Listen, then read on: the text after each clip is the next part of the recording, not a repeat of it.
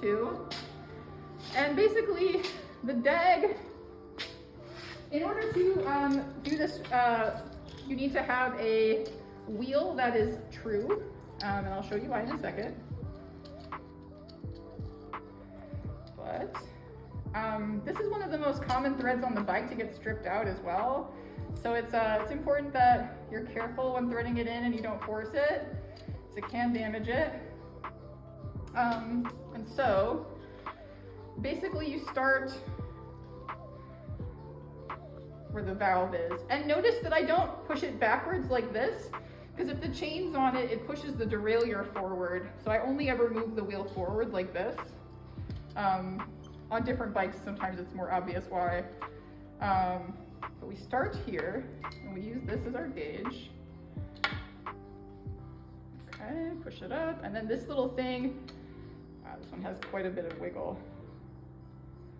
Okay, but it'll just have to do for now. Okay, so we've got this marking our place on this continuum, how far this is away from the wheel.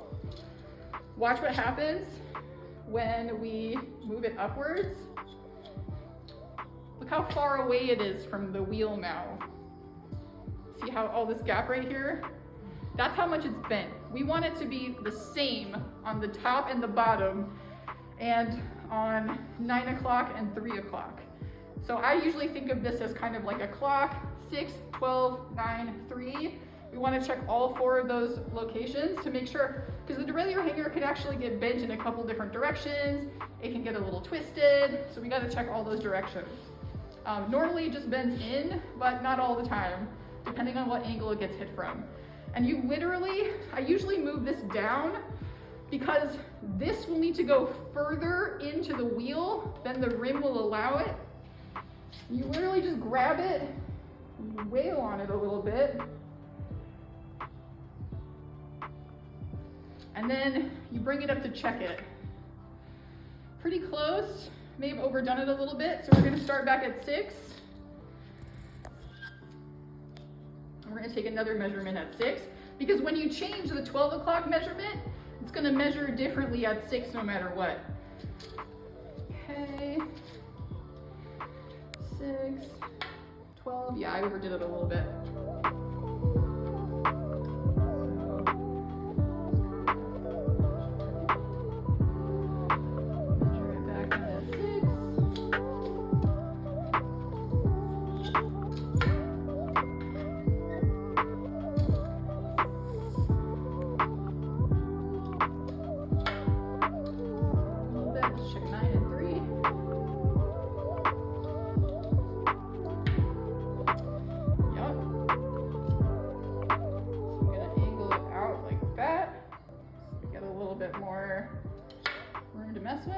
I'm going to go back and check it to 6.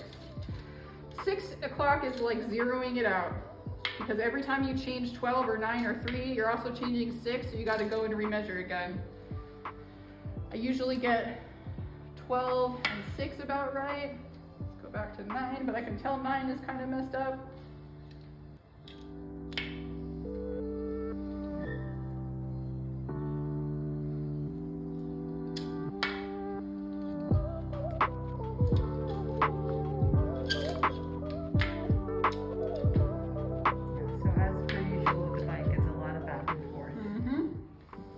And precision really matters for this.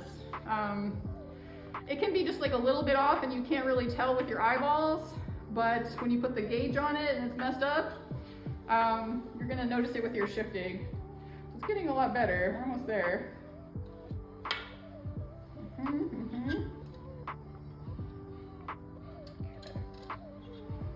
Try that again.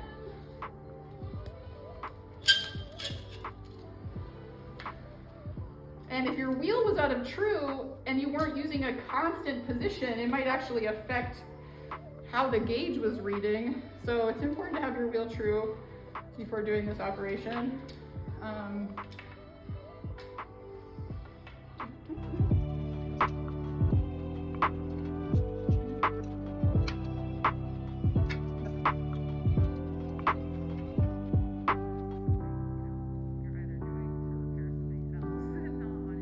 Great, 6 and 12 are great. Great. Go over to 9, measure 9. 9's looking good. It's pretty much a slam dunk for 3, but we'll just give it a go anyway. 3 also looking beautiful. Nice, okay. So then this comes out. And y'all can visually see how it's in alignment with the planes of the gears now. See how it's nice and straight?